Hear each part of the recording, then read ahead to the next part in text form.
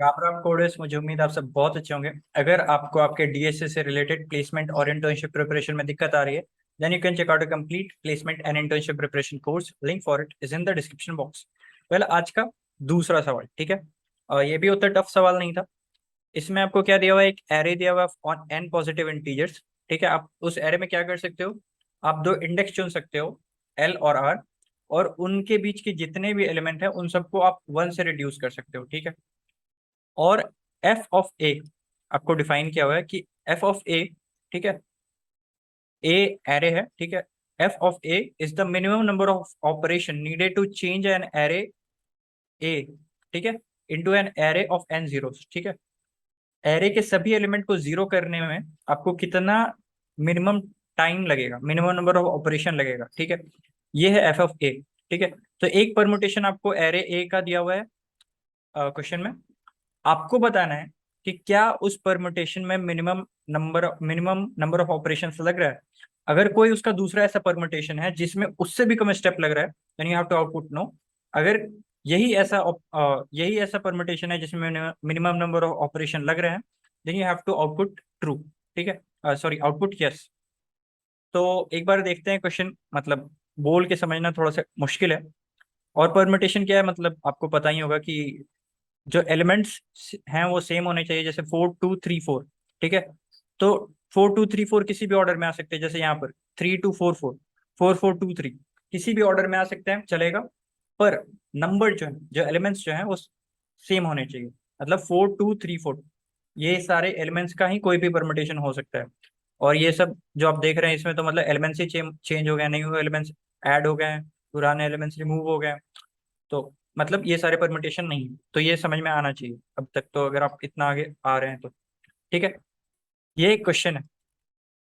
Question में अब आपको बताना है कि जो आपको परमुटेशन गिवन है उसको जीरो में कन्वर्ट करने के लिए जो नंबर ऑफ ऑपरेशन लग रहे हैं वो उसके सभी परमुटेशन से कम या बराबर हैं कि नहीं। ठीक है, अगर कोई ऐसा परमुटेशन एग्जिस्ट कर रहा है जिसको जीरो में रिड्यूस करने के लिए आपको इससे भी मिनिमम नंबर ऑफ स्टेप्स लग सकते हैं, then you have to output output no. ठीक है, तो एक बार देखते हैं जो यहाँ पर एग्जांपल दिया हुआ है उसको। 2 3 5 4, इसको आपको कन्वर्ट करने में कितना स्टेप लगने वाला है। तो इसमें मैं क्या करता हूँ कि एक बार चेक करते हैं कैसे होगा। अ, मैं फर्स्ट और लास्ट एलिमेंट वाले जो है इंडेक्स को सिलेक्ट कर लेता हूँ, तो ये क्या हो जाएगा अगले स्टेप पे, 1 2 4 3। फिर फर्स्ट और लास्ट को सिलेक्ट कर लेता हूँ, तो क्या हो जाएगा, 0 1 3 2। अब ये तो जीरो हो चुका है। अब सेकंड और लास्ट को चुनता हूँ, तो ये हो जाएगा 0 2 1। अब अगेन ये भी जीरो हो चुका है। अब थर्ड और लास्ट को चुनता हूँ, ठीक है, तो ये क्या हो जाएगा, 1 और 0। अब सिर्फ एक ही बच रहा है, तो उसको सिलेक्ट करके जीरो कर देंगे। तो टोटल कितने स्टेप लगे, टोटल 1 2 3 4 5 स्टेप्स लगे। ठीक है, तो 5 स्टेप में हमारा पूरा का पूरा जो एरे था वो जीरो हो गया।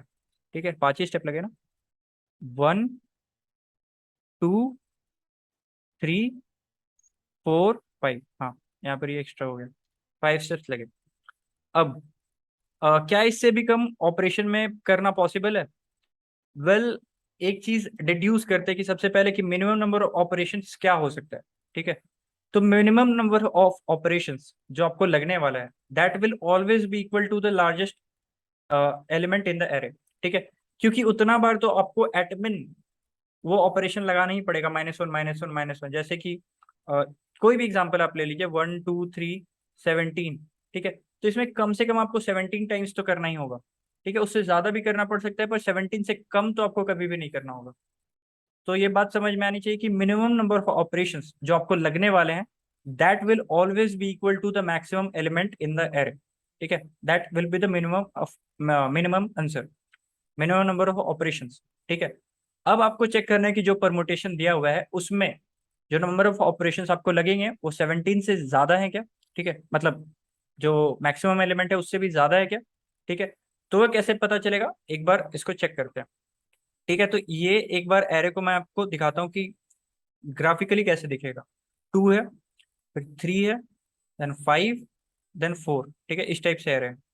एक बार इसको देखते हैं। ये एरे कैसे दिखेगा, 1 2 3, ठीक है। और इसका मिनिमम ऑपरेशन कितना हो सकता है, that should be equal to maximum element in the array, ठीक है। और चेक करते हैं क्या वही है क्या। तो फर्स्ट और लास्ट एलिमेंट सेलेक्ट कर लेंगे तो इट विल बिकम 0 1 2, ठीक है। देन सेकेंड और last element, then 0 and 1, then last element 0, ठीक है। तो इसमें कितने स्टेप लगे, 1 2 3, ठीक है। तो सेम है, सही है। तो ये परमुटेशन में जो आपको स्टेप्स लग रहे हैं उससे छोटा कर पाना तो पॉसिबल नहीं है। इस एरे को एक बार देखते हैं ग्राफिकली कैसा आ रहा है। यहाँ पर ये आ रहा है 3 1 3 2, ठीक है। और चेक करते हैं कि इसको रिड्यूस करने में अपन को कितना स्टेप लगेगा, 3 1 3 2। शुरुआत और लास्ट वाला इंडेक्स सेलेक्ट कर लेते हैं जैसे कि हम करते आ रहे हैं अभी तक। तो ये हो जाएगा 2 0 2 1। अब यहाँ पर आपको दिख रहा है कि अब आप अगर ये पूरे को सिलेक्ट करते हो तो ये आपको -1 में चल जाएगा, ठीक है। और फिर कोई आपको इसके पास उपाय, इसके बाद उपाय नहीं है कि इसको आप माइनस को आप प्लस में कर पाओ, मतलब 0 में कर पाओ। तो आपको क्या करना पड़ेगा, इस वाले सबसेक्शन को अलग से रिड्यूस करना पड़ेगा, इस वाले सबसेक्शन को अलग से रिड्यूस करना पड़ेगा। तो जो आपका मिनिमम नंबर ऑफ ऑपरेशन 3 हो सकता था वो अब 3 तो नहीं होगा। यहाँ पर जो मैक्सिमम एलिमेंट है वो है 3।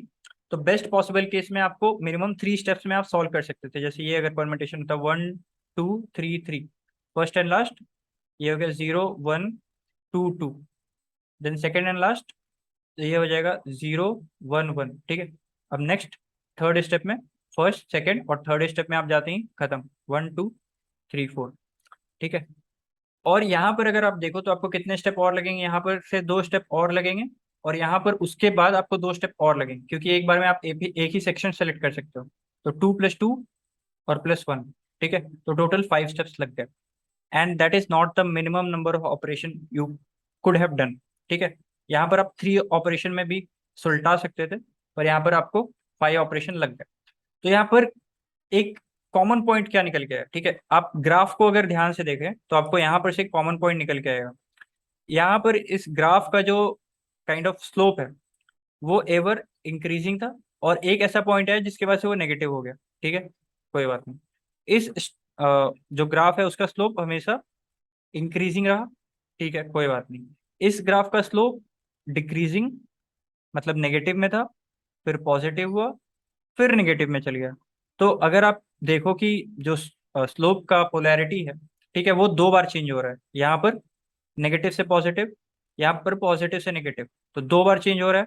यहाँ पर एक भी बार चेंज नहीं हो रहा है, यहाँ पर एक बार चेंज हो रहा है।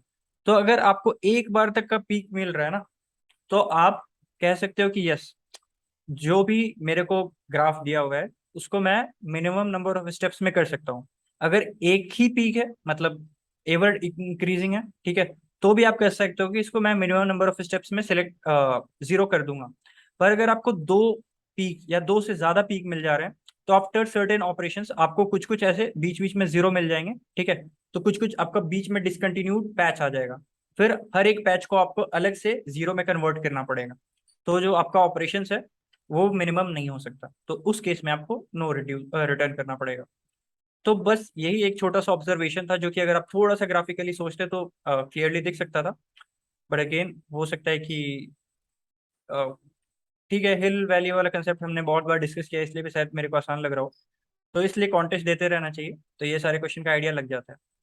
तो मैं क्या चेक करूंगा, अगेन मैं चेक करने वाला हूँ बस ये कि जब तक मेरा इंक्रीजिंग है तब तक मैं आगे बढ़ते जाऊंगा, ठीक है।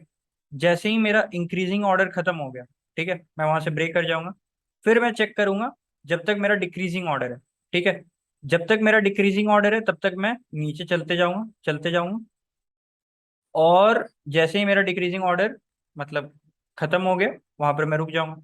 अगर मैं एरे के लास्ट में जाके रुका हूँ, ठीक है, लास्ट में जाके रुका हूँ, तो इसका मतलब क्या हो गया, इसका मतलब हो गया कि मैं मतलब काइंड ऑफ एंड तक पहुंच चुका। इसके बाद फिर अब कोई पॉइंट नहीं, क्योंकि इसके बाद अगर फिर से इंक्रीजिंग ऑर्डर होता तो इसके बाद के लिए मैंने लूप लिखा नहीं, ठीक है।